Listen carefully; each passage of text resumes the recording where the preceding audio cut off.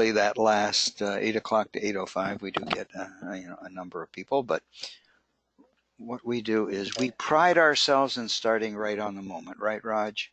So let's start. The moment has arrived. It has I'm arrived. gonna mute myself. Looking forward to Okay. the first one. Thanks for joining us, Dave. Terrific. Okay. Hey, well, good evening, everybody. Welcome back, or as I was saying before, if you are a new viewee to the Sunday night webinar, we're welcome. We're glad to have you. If you're new to the faculty, welcome. We hope that you'll join us on Sundays to learn a little bit more about technology and the tools and apps that the school, the district is offering to help you make your job a little bit more easy. And so, with no further ado, I'm Gene Clabago. And I'm Roger Carroll. And with us ahead, tonight, and with us tonight, of course, to start off the year is Mr. Laurie, who is going to speak to us about the district, and we'll, no further ado, we'll turn it over to him. Mr. Laurie, are you there? I'm here. Can you hear? Just tell me you can hear me. We can hear you, and loud and clear. The floor is yours, sir. Well, good. Thank you very much, Gene and Roger, for doing this. I wonder if there are any other school districts anywhere that do this on Sunday night religiously, like you two gentlemen. I'd be curious because I think it's a really good tool for sharing information, and I'd like to see the people who are attending, and I hope that they pick things up, and I appreciate the feedback forms. I like to get on right at the beginning, and I like to come back at the end of the year, maybe middle of the year, just to give those that are listening an update on the initiatives, goals, objectives that I've gone through with the Board of Education, and also give you a chance to ask questions. Or if you heard something that you like or don't like or want more information on, that'll be my goal in the next hour or so. Always happy to take questions. Let me jump right in and thank you both, and thank Ray Granieri and all the people in IS for getting us set up here with the amount of technology we have. We have a $150 million budget this year, of which about $12.5 million goes to technology out of the $150 million general fund budget. From the lease agreements we have for computers, et cetera, et cetera. So we're really happy about that. I want to go through just quickly the beginning of the school year. Got off to a really good start. It's funny because we have kids coming to all those summer programs, and the teachers never stop because there's always 35 committees working, and they get to do things all summer on curriculum, etc. It's really great because the work really never stops. This year, we did $22 million worth of capital projects in the last year, $22 million. I'm proud of two things. One, I'm proud that we got everything done to open school, and we are fixing up our buildings just like we have to fix up our homes. And two, over the course of the summer, there were 160 people employed through the construction jobs. And while that's not the primary mission of the district, having 160 people employed is good work in the trades for people in this area. We sign a local project labor agreement, meaning that we use local labor. And in many cases, these are parents of our children, or these are Niagara County residents with preference, and they got a lot of work, and I'm really happy about that. The more good news is for the next 2 summers, there'll be another $33 million worth of work going on. That's featuring 5 big things: 4 air-conditioned schools, G.J. Mann, 79th, Hyde Park, and Maple, and the steel out in front of Niagara Falls High School has to totally be replaced. If you drive by there, even with the new bus loop and the new parking lots that look great, that steel on the front of the school really doesn't look good. We need to keep it there. People have asked why. We need to keep it there. We had to build some form of secondary egress, meaning that the code requires us to have 2 forms of dismissal from that area. So we have to do it. We're going to decorate it up pretty nice and make it look a heck of a lot better now that we've got the front of the dry circle and the parking lots done. So that's a big project coming forward, along with a lot of electrical and things you don't really see as much in the next two phases. We want to put all the glitzy stuff out there first, and I think 9 of our schools were given great attention. Kelphus and Niagara Street didn't, and the reason they didn't is that Kelphus in the last phase got a major renovation, and Niagara Street is fairly new. It's fairly new. So you know, we have to follow this rule called the maximum cost allowance, and if we follow that rule, we get the 98% aid. If we don't follow that rule, we have to take it out of the general fund budget, which we've never done, or we won't do. So that's why Kelphus didn't get anything this round, and Niagara Street didn't either. We're almost back to being able to do things at Niagara Street.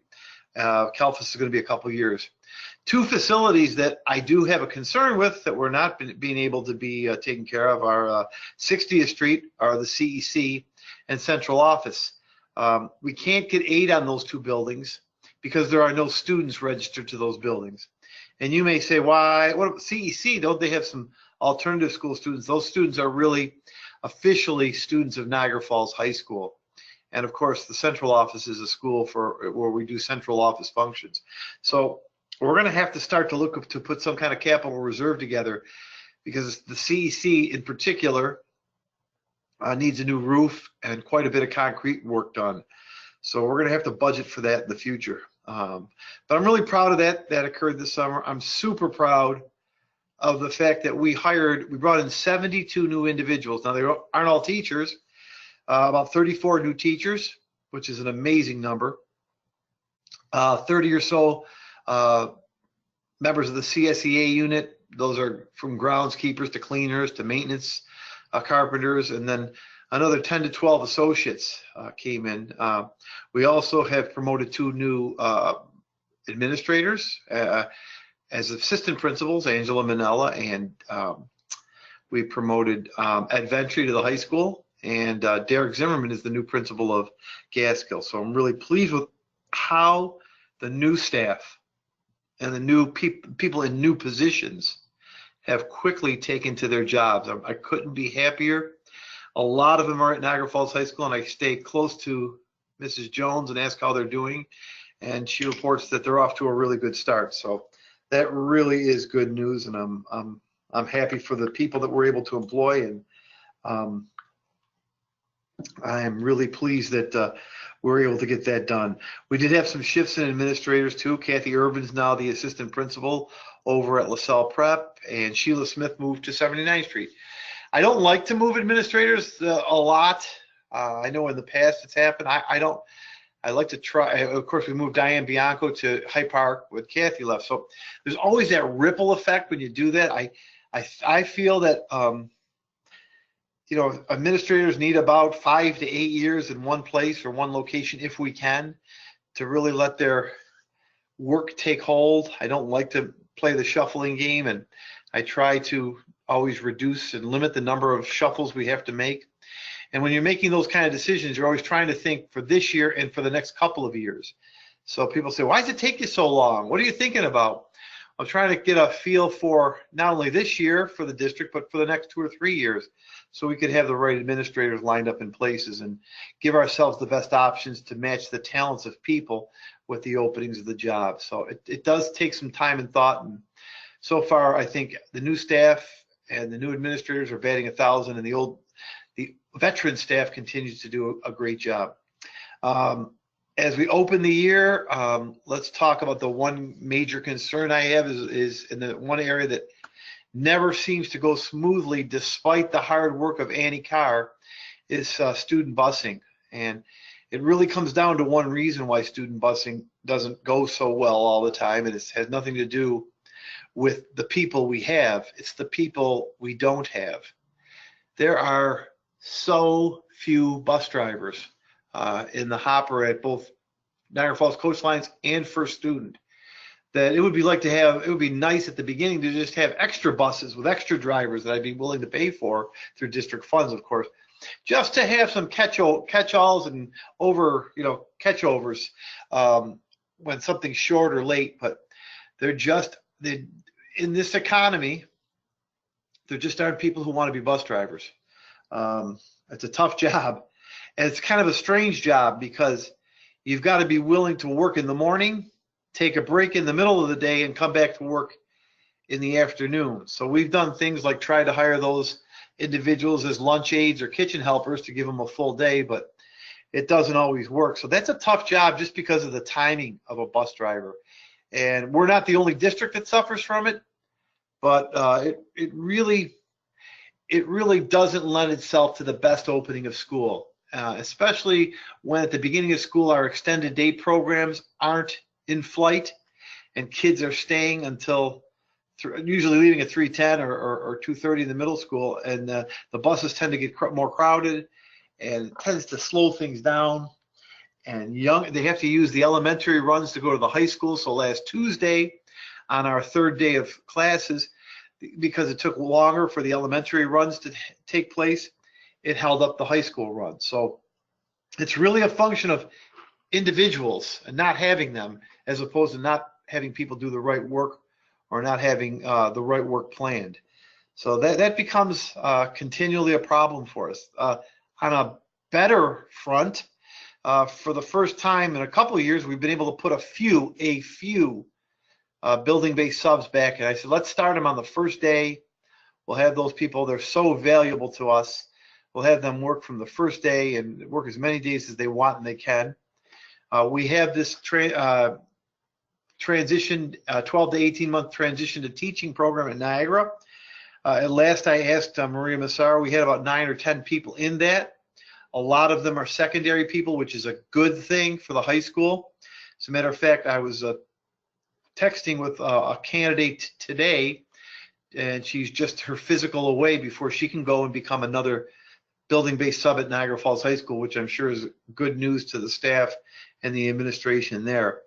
So it's a little bit better, but it's certainly not where it used to be with SOSAs and BBSs. But we're in good shape with staffing, and that's the major concern I have. I really never worry myself about the school budget. We'll always make that work. I know we'll always come through with people doing the right job for kids in terms of safety and academics. So I really just worry about getting the right people, getting enough people, and making sure that they're in place, because that is the toughest thing that we have to do. From the bus drivers to bus aides to school-based subs or building-based subs, it's always a concern. If I could, why don't I start to go through some of the initiatives that we have planned for the year. And I will start, we do these by strategic goal. I share these with the Board of Education. So I'll share them now. Some of you may have heard these. I'll get into more depth at the faculty meetings when I come around. I think Abbott is my first faculty meeting on September 23rd. Then I have Cataract at a couple weeks after that. So I like to get to the faculty meetings twice a year and just be able to speak to the staff about where we're going and what we're doing. So I've talked a lot to Rick Carella, and I don't know if he's on tonight. I don't think he's on, but he's such an outstanding curriculum and instruction person, and does a great job with our professional development. What we need to do, though, in my opinion, as a district, is we need to start letting professional development come from the individual schools and the school teams. Rick does a lot of work planning and preparing to meet the district initiatives, a real lot of work, and he's so invaluable to the district. And I kid him, and he's too humble to ever acknowledge it, but he's probably the best curriculum person in New York State. And I'd say that to anyone, and I hear that from outside people. But I would like to put professional development back in the hands of teachers and back in the hands of schools. So we need to do more of that. The focus should be more around social and emotional learning. I know we signed a really nice contract about mindfulness at the board meeting a couple weeks ago at the high school. I know more and more teachers are using that technique. We need to focus more on the social emotional aspects of teaching and learning, but I'd like schools to be more involved in designing and deploying their staff development. Staying on the topic of instruction, this year we're fully going to vendor scoring in grades 3 through 8 for the ELA, EMA, and science tests. We are not pulling teachers out to score. It's another way to free up a staff development day to do staff development and not utilize it on scoring. We vendor scored last year. It went very well.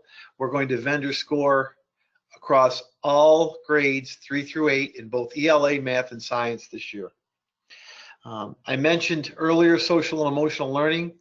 One of the charges that I've given to our principals is that I'd like each school to have, and they should have it as part of their school comprehensive improvement plan, a model for restorative practices and restorative justice. We know that out of school suspension doesn't really serve any purpose. There is a purpose, I would say, in terms of giving some respite and time out for students and staff to be apart, which sometimes needs to occur. But we need to have schools develop their own restorative justice plans and programs. Some of them are doing very, very well. I reviewed Niagara Street School's restorative justice plan. It's absolutely excellent. They've cut their out of school suspensions. Last year it was 4%. 4% is a tremendously low number of out of school suspensions for an elementary school of 650 students, and they've put a lot of time and effort into that, and I know the other schools will get on board this year and do the same. A big issue that I'd like to talk about and would encourage staff and parents in the community to come out to is our sister school planning. This involves 3 schools. This involves Kelphus. This involves Niagara Street, and this involves Harry Abbott School. We're calling them sister schools. And let me give you a couple of thoughts as to why we're going here. I feel that it is just too far of an expanse to have 3-year-olds, 2 and 3-year-olds, 2-year-olds. There were a lot of 2-year-olds in school and 12-year-olds in the same school. To deliver meaningful professional development in an efficient way, it's a hard thing for anyone to do. To have 2 and 3-year-olds with 12-year-olds is a wide age expanse. I think if you created primary centers and intermediate center, there's a lot more you can do in terms of grouping, regrouping families.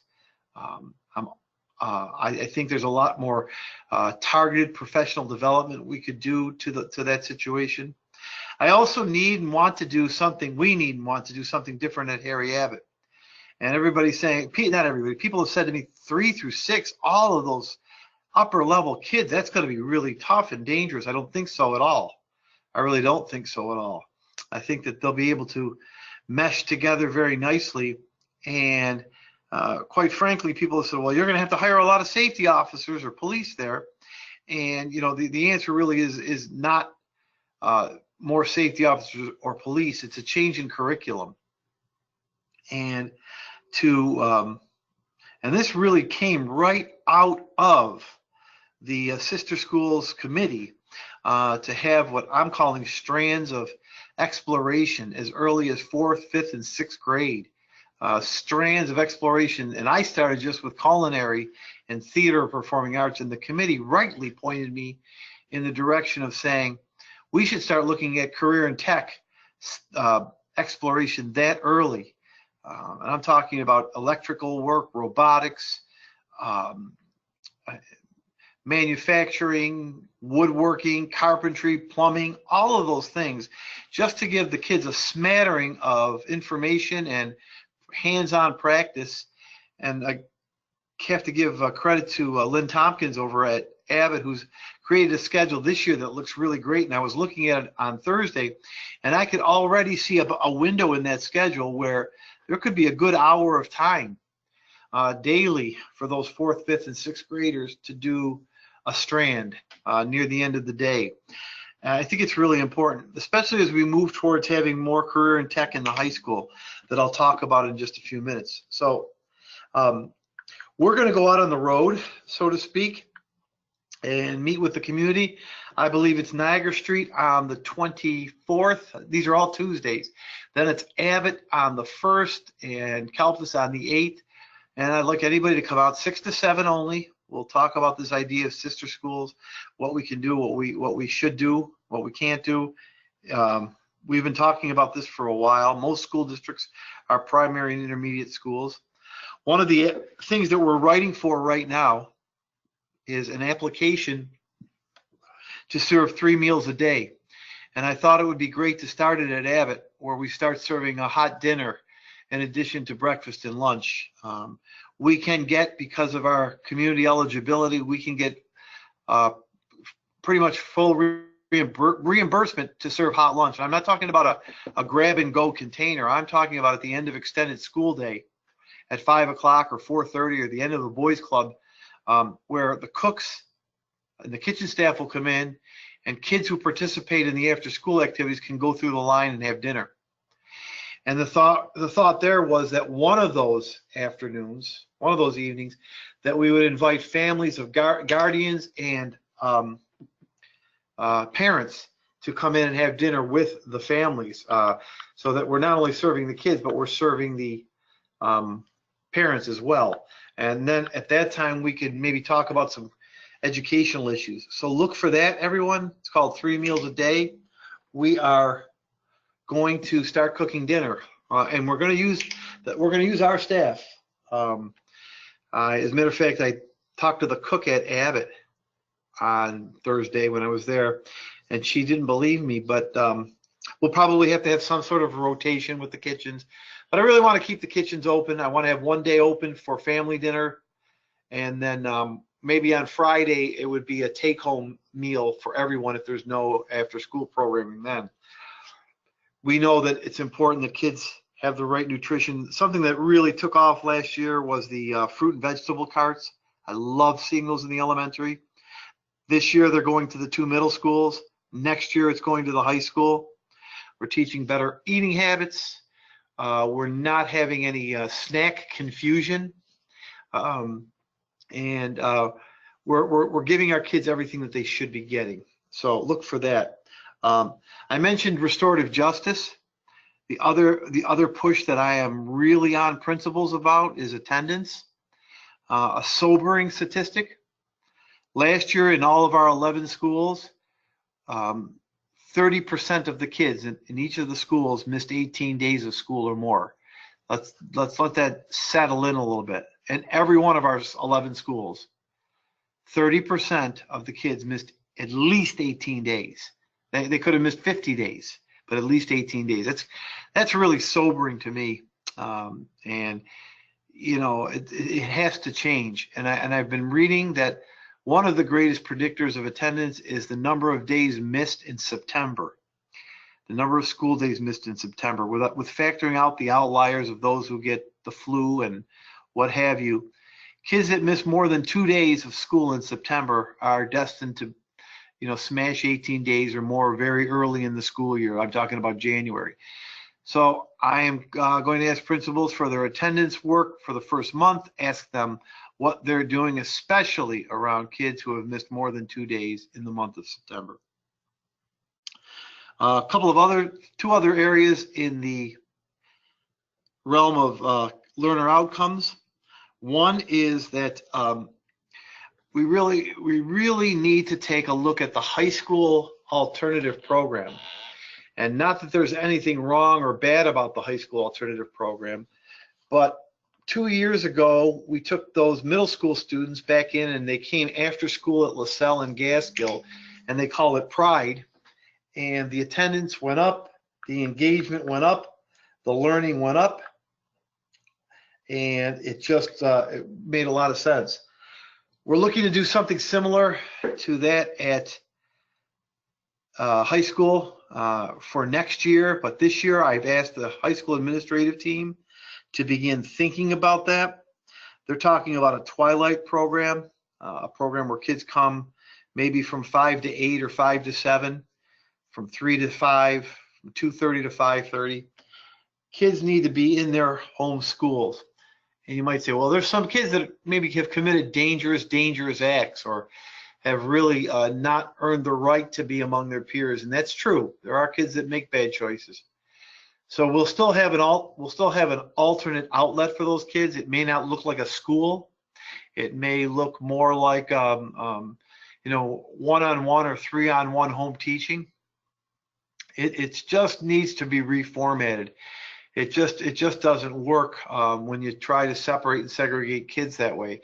And a lot of it's not the kids. A lot of the kids at the alternatives location have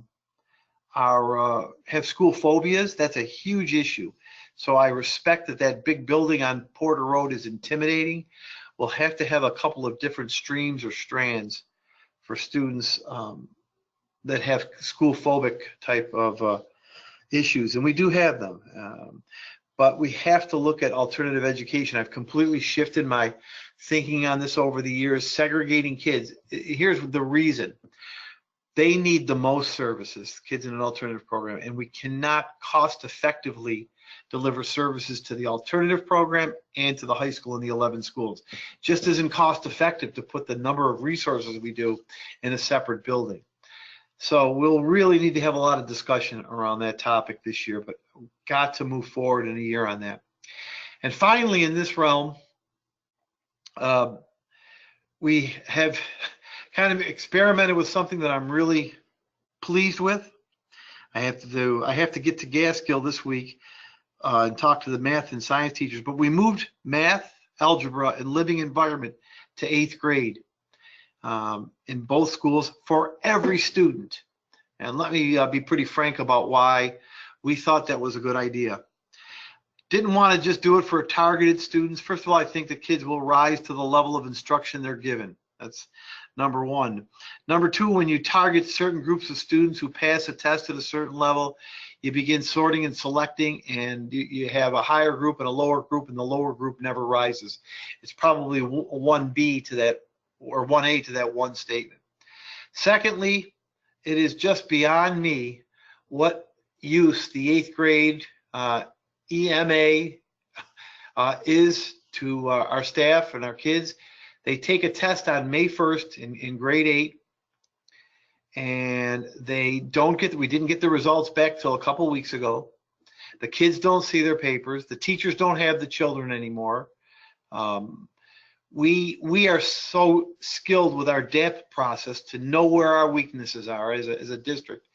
So there's no relevance to a test that's supposed to improve program and improve instruction to results that come back a week into the next school year. Just makes no sense to me. So let's give our kids the chance to get a couple of high school credits, which in this world where kids need to be instantly gratified, even though it takes a lot of hard work to get those credits, to get into high school with the opportunity for 1, 2, or 3 high school credits in middle school.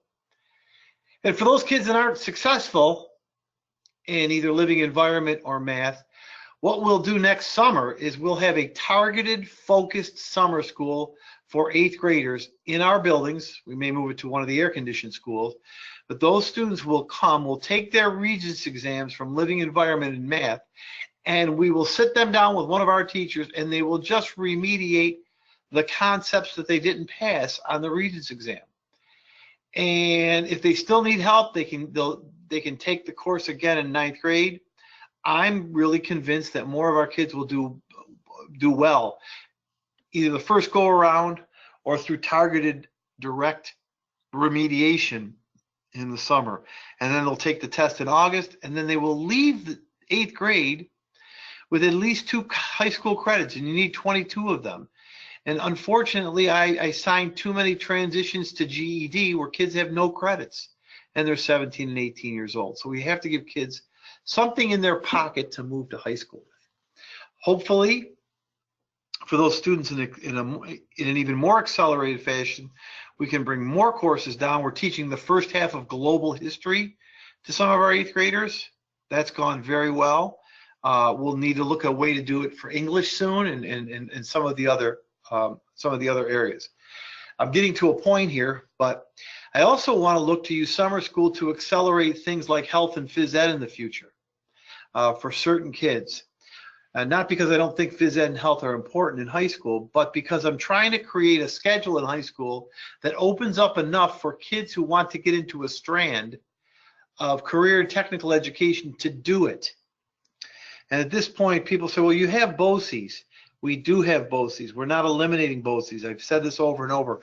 BOCES is great. Here are my concerns with BOCES. It doesn't start till 11th grade. Our kids need something before that.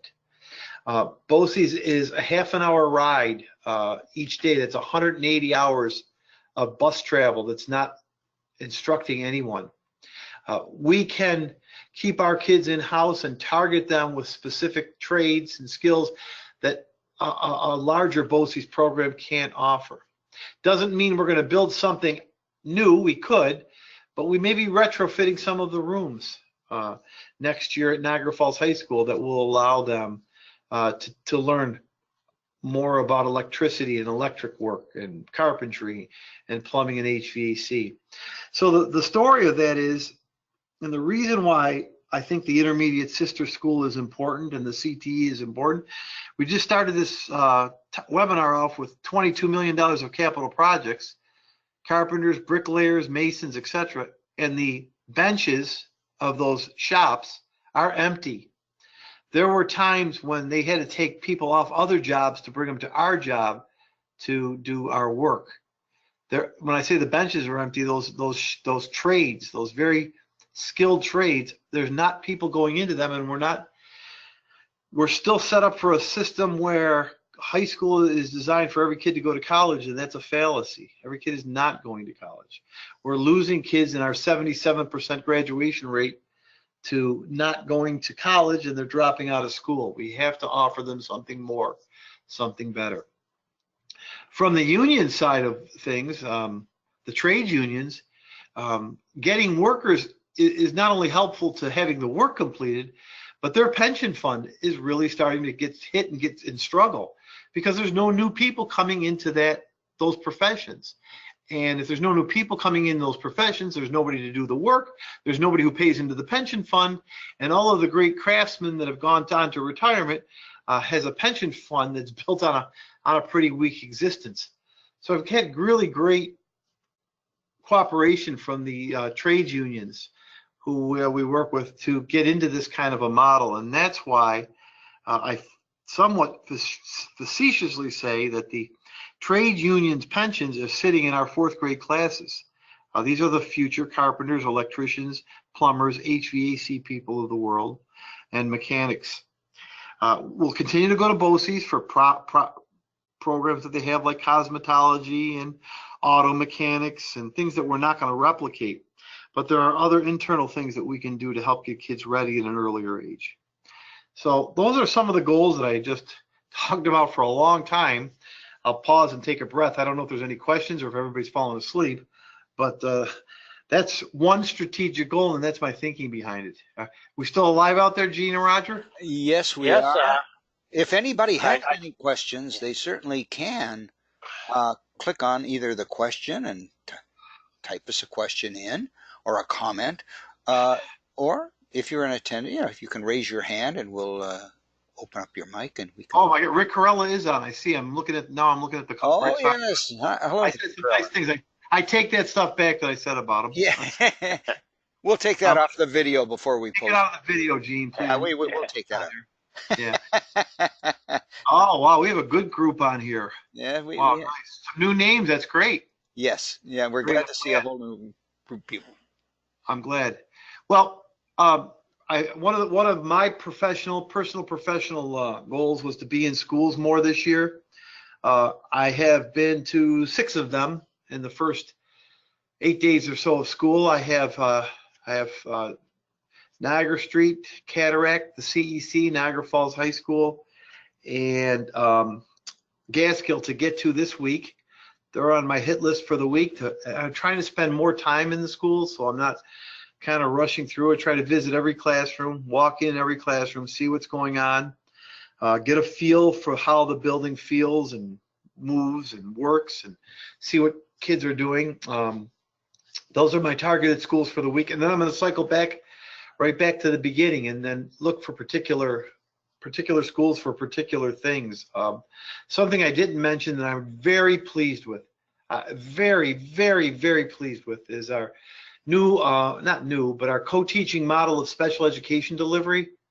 Our special education consultant teachers are right in classrooms with teachers. We've grouped kids so that they're in larger groups, sometimes between 6 and 10, sometimes 8 or 9. I keep an eye on those by school. But in a grade level, you may have 7 or 8 consultants, teacher students, special ed students, with 2 teachers working a half a day. And we're really pushing this model this year. The teachers have done a great job starting it. What I call co-teaching model, integrated co-teaching, looks really good. I was at Hyde Park and saw a special ed teacher teaching the 2nd grade kids sign language, and the regular general ed teacher was working with kids. It was a kind of cool icebreaker, kind of cool way to start. It's been a really good thing. I have to give credit to our special ed department for doing that across all grade levels. Let me just talk a little bit about finances. I know that it's not something that our teachers get involved with too much, but there's always worries about finances and cuts and jobs. I've always said our kids don't need, we don't need to be cutting, we need to be adding. Our kids need more. Our reserve money needs to be in people and in programs, not sitting in a bank waiting for a rainy day. But to that end, our bond rating is A- according to Standard & Poor's. I want to move our bond rating to A. That will tell us that we have to have even more money in the bank in case there ever is a rainy day. We've been able to move our bond rating without cutting teachers, programs, or other staff members, which is great. Great financial people here, but I want to move our bond rating a little bit every year. Why is that important? It helps when we go to borrow money. When we have to do capital projects, we have to borrow money. We get a much lower interest rate. Sometimes the state never gives us our money on time. They give it to us during their schedule, not when we need it in the heaviest months. So sometimes we'll have to borrow money to make payroll really quickly, and we get a low basis point. Even though we have money in reserve, it's a better way to do it. So it's important that our bond, and it's also a prideful thing. It's a real prideful thing that we have an A or A+ bond rating in a city, in a school district that has an 80% free and reduced lunch count. So it's a prideful thing too. We only have 2 contracts this year to settle, and coincidentally, they're the 2 bus contracts. Last year, we successfully negotiated, I did with the team, 8 contracts, 2 personal, or well, actually 10, 2 attorneys contracts, 2 personal services contracts, and 6 union contracts last year. Got them all done, I think, satisfactorily. I feel good about being fair there. I hope that the employees feel that same way. This year we have 2, Niagara Falls Coach Lines and First Student. So let me tell you, people will say, well, why don't you get rid of those bus companies? You know, they can't get the people, get somebody else. Well, really, there's no other, every bus company is in the same boat, in the same predicament. So there really isn't a lot of bidding that goes out.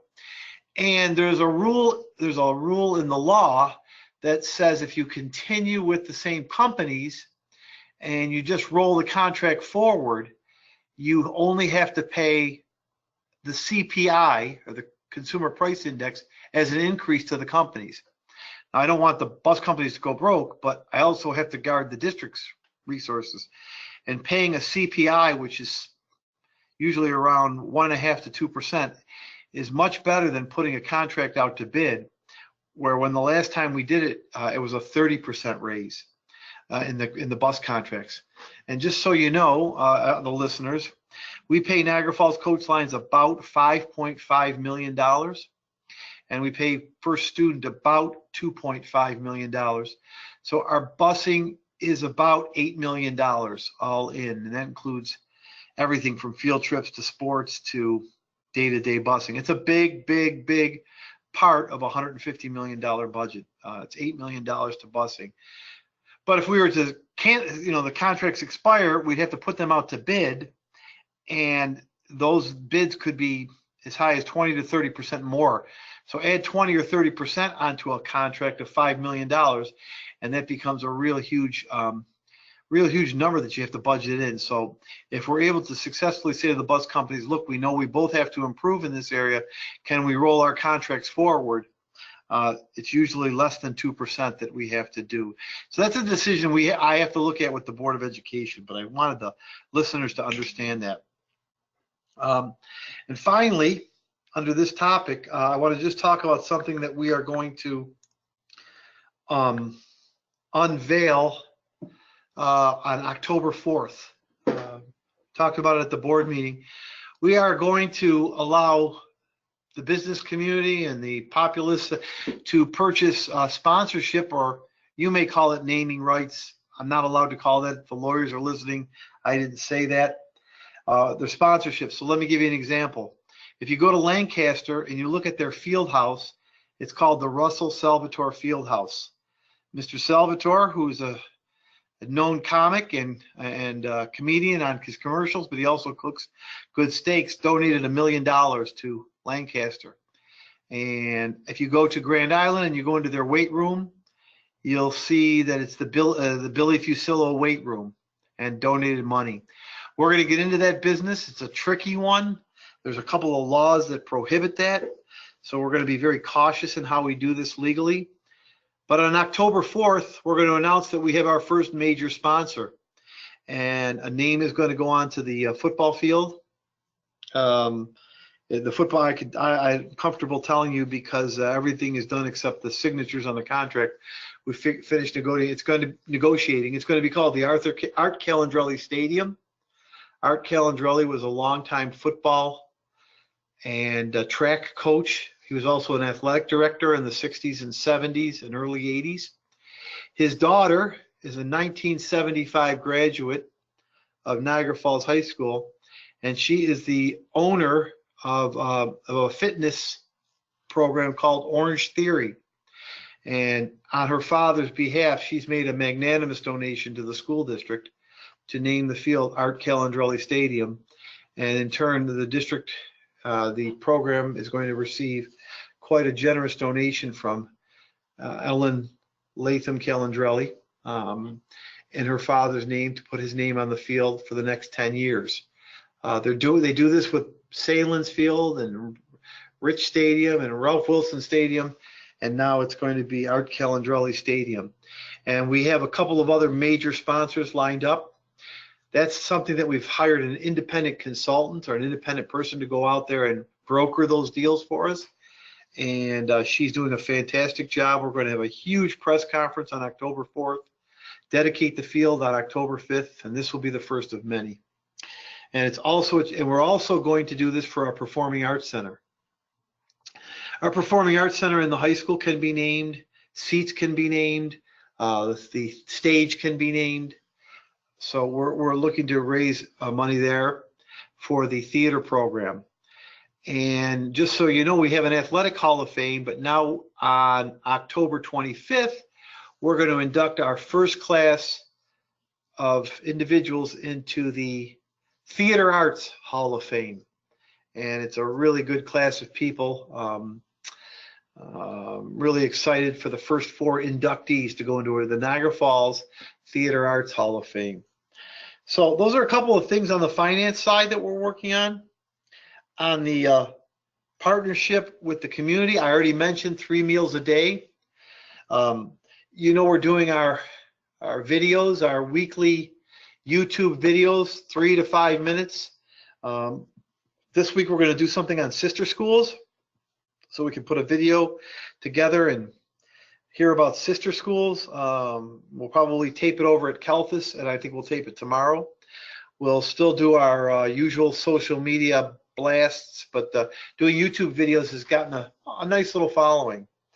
And finally, at this month's board meeting, I'm asking them to approve the contract so that we could initiate the 2019 Youth Risk Behavior Survey. This is the survey that in 2015 was taken by our students and caused us to change some of our health practices.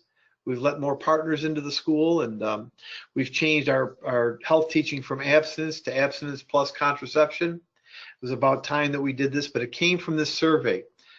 So we'll pick a day for the high school. We'll have all kids in 9 through 12 take the survey. It's about 114 questions. It'll be done online. We're going to give it to the 7th and 8th graders.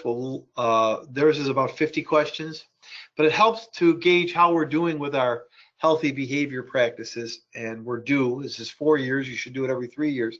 We're due to do that survey. Finally, under technology, which is our last strategic goal, our management system here that runs human resources and finance is called FM, Finance Manager. That's going out of business. So we have to change over to a new system called Envision, Vision, and Envision. That's going to take a lot of work for our human resources and IS and business office. We are expanding our reach of technology testing. Every student grades 3 through 8 will take the ELA on the computer, and this year those students was going to be 6, 7, and 8 in math, but in 8th grade math they'll be taking the test on the Regents exam, but the 6th, 7th graders who are taking the EMA will take it on the computer, so we'll be able to handle that so that a year from now 3 through 8 or 3 through 7 everyone takes their ELA and EMA on the computer. And that's another reason for going to algebra and living environment in 8th grade. The tests for the tests are given May 1st, the state test. Now students will have until June 20th when the living environment and algebra tests are given, around then. That's almost 2 more months of instruction for a teacher and 2 more months of learning for a student, which will create a better learning environment for our kids in middle school or prep school, and it will create a more time to learn concepts that they need to do by taking the Regents exam. So those are our big technology initiatives, along with virtual reality. I have to get a good read from Rick Corella and our technology integrator Ed Maynard on how we're doing with virtual reality. I liked it a lot what I saw last year in classrooms. I saw lots of 2nd graders at Kelfis, and I saw them at GJ Mann on the virtual reality goggles. I thought that was cool. I thought kids were having a great time building things into their schema that they never normally would have seen. And I thought that virtual reality was great, and hopefully we'll do even more of that in the future, and you know, have to buy more technology. The district budget put $300,000 aside for new musical equipment, which we're starting to work on. We're getting quotes and prices. That seems like a lot of money, but it's going to go fast. But we have to get new musical equipment in our hands of our young children. It's one of the reasons kids come to school for music, and I think it's a good one. Next year, we would like to add 2 additional teachers, a theater arts teacher in middle school and a theater arts teacher at Abbott in elementary school, so that kids will have the ability to learn theater arts starting at Abbott, going to Gaskill, and going to the high school. I'm also looking for New York State certified dance teachers, because in addition to phys ed, wouldn't it be great, and wouldn't our kids love to have one of their phys ed classes be a dance class, or maybe they wouldn't and they could take the more traditional phys ed. So I think dance will be a great phys ed add next year as well.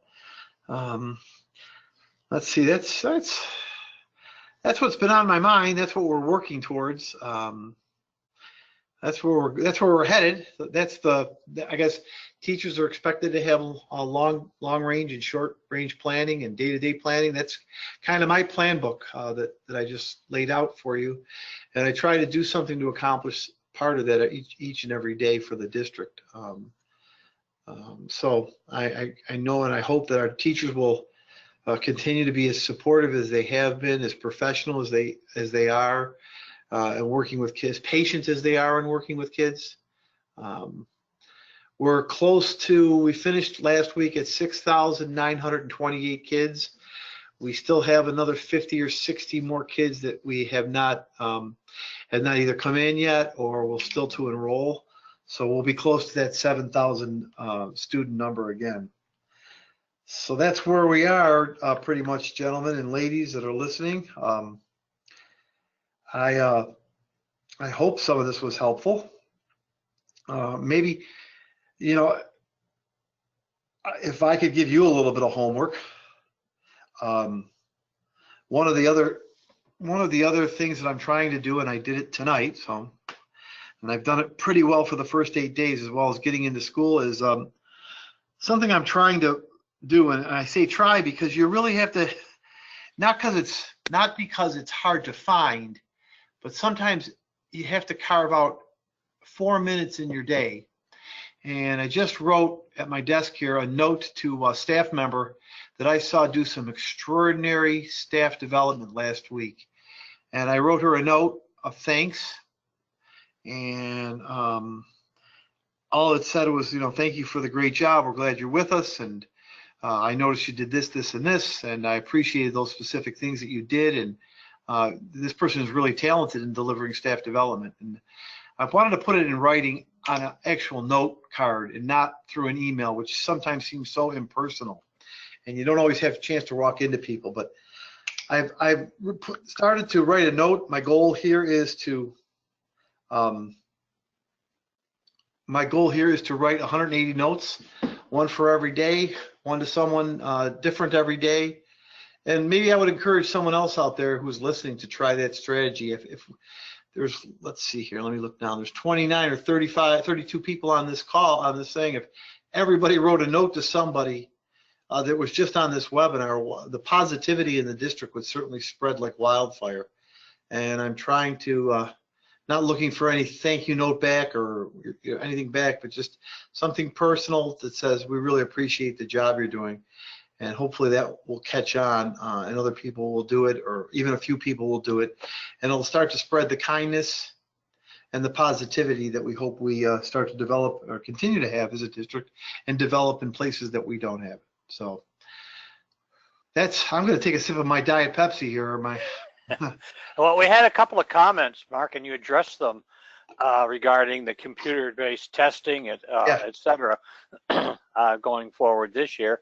And another thought about, you were talking about sponsorships and so on, and that we don't know, we hope that can go to many great things. The suggestion maybe for in the area of musical instruments, as you were talking about a huge allocation there. Right. And there are plenty of arts groups around, I know in Buffalo and whatnot, but maybe some sponsorships there. That was a suggestion also. Yeah, the drum tip makers, Colado, Yes. who happen to be my relatives, they were closing one of their shops, and Joe Gerizzo and Brian Schmay had a chance to go over there and take a look at some of their products that they were willing to give us pretty much for nothing. And I know the Music as Art organization has given us things in the past. They gave some nice string instruments to Abbott, so we will tap those. What we'll be able to do, any sponsorship that goes to the Performing Arts Center will be able to go towards music, art, theater art, or drama. And anything that goes to the athletic field has to go to the athletic program. So that's a start, and I hope, as I said, we have one, and we have another big one on the line, hoping that they'll come in soon too. And then let me just tell you the reason why for that. Because we can't raise taxes in the city. We just can't raise taxes. We just can't put school taxes. I have no control over the city government, but I can't recommend a school tax raise, and I don't think the board members want to do that. So our levy stays at 25 million. Our budget's now 150 million. Our levy was 25 million when our budget was 117 million. So the only thing we can do is go to the legislators and keep asking for more money. And it gets hard to do that. I mean, their hands get tied, and we're taking more tax money out of the tax base. So I think it's incumbent upon leaders, and I would consider myself one, to be creative in thinking of ways we can raise revenues that doesn't raise taxes and it doesn't, keep putting your hand out to the legislators whose hands are tied sometimes. So this sponsorship idea, our Performing Arts Center is beautiful. It's used hundreds of times a year. And, just to be able to say, I'm going to put my name and call it the Roger Carroll Performing Arts Center or the Gene Colbago Baseball Diamond is just another way to raise a couple of bucks for our programs and not tax the people a lot more, or we'll keep going to the legislators because we need money, obviously. But I'm hopeful that we'll have another good budget year. The contract negotiations were very fair in terms of raises. Our unions were very fair in terms of their raises. People realize they're getting good wages and they have to work hard for them, and I don't begrudge them at all. I think our teachers are appropriately paid, if not a little underpaid. But they were appreciative of our negotiations for the type of difficult work that we have to do. So I'm hopeful that our budget numbers will come out good again. We're already starting to look at the 2021 budget year, which is crazy to me. But I think we always have to be a year or two ahead, and it's always that guessing game. How much money are we going to get? How much money are we going to get? And I really don't like to put people out there with worry or concern about cutting jobs. We just can't do that. It's just not a good thing for people, education, or the city. So we'll continue to work hard. Like I said, that's really a big part of my job going forward. So, Okay. There was just, I'd say there was another, so much of a question or a comment. You're mentioning like career pathways and some of the things we can do with preparing our students while we have them in the lower, like the middle grades and so on. One was an art tech pathway. For art design and some of those things more technically oriented, as well as a proposal. Yeah, that's a great idea. Because you hear that a lot. So I just want this to come out the way I truly mean it. Our kids come to school for various reasons. Many of them come to school for a good meal and a warm place. Many of them come to school because they love drama, theater, the TV studio. Many of them come to school because they want to be on a sports team. Many of them come to school because they want to play in the band or they want to play an instrument. Many of them come to school because they have college aspirations. I just think we're missing a section of kids that want to come and use their hands and build and be creative in building. And I look at the cohort. We ran a list of, if there's a 77% graduation rate, that means 23% of the kids didn't graduate. So we ran the names of the kids. It turns out to be 106 kids. And I keep going through their folders. It's all on a computer sheet and saying, could we have done something different for these students? Could we have given them something more so that they would have stayed engaged in school? And I think that art tech or more robotics at a younger age, or the ability to become a brick mason and to leave high school with an apprenticeship certificate, which is what I want them to do. I want them to leave high school with pre-apprentice or apprentice certificates so they can get to the trades benches quickly. And we're going to work with the Department of Labor for changing some of the regulations on apprentices, because you can't get all your apprentice points until you're over 18. So I want to see if we can't work with the Department of Labor to open that up. We're applying for a P-TECH grant. It's due October 1st, and P-TECH is the theme that we're going to use in this is industrial technology, which encompasses a lot of different things like that art tech. So hopefully, and that's a $500,000 a year grant. And I'm hopeful, because our district is set up perfectly for that, I'm hopeful we'll be the recipient of that. So we never stop doing all those things. I want to thank you guys for hosting this every Sunday night. I want to thank the people that are listening. Like I said, I see the names now that I'm scrolling back. We had a really good, diverse group of young, veteran, mid-year teachers here, new people. It's great to see these names, and I've been in some of their classrooms already this year, and I look forward to getting back there. seeing them. And I thank you, Roger and Gene, and I hope this was valuable, even if somebody picked up one thing, heard one thing that they'll tell somebody else about accurately. And please don't forget about that idea about a note of kindness. Okay? Well, thank you very much, Mr. Laurie, for joining us. And, of course, thank you all the teachers for joining us as well. We hope you will join us each Sunday. Next week, we'll have another guest. We'll be telling you about that tomorrow in the email. But we do want to remind you that there will be a thank you email coming out in about an hour.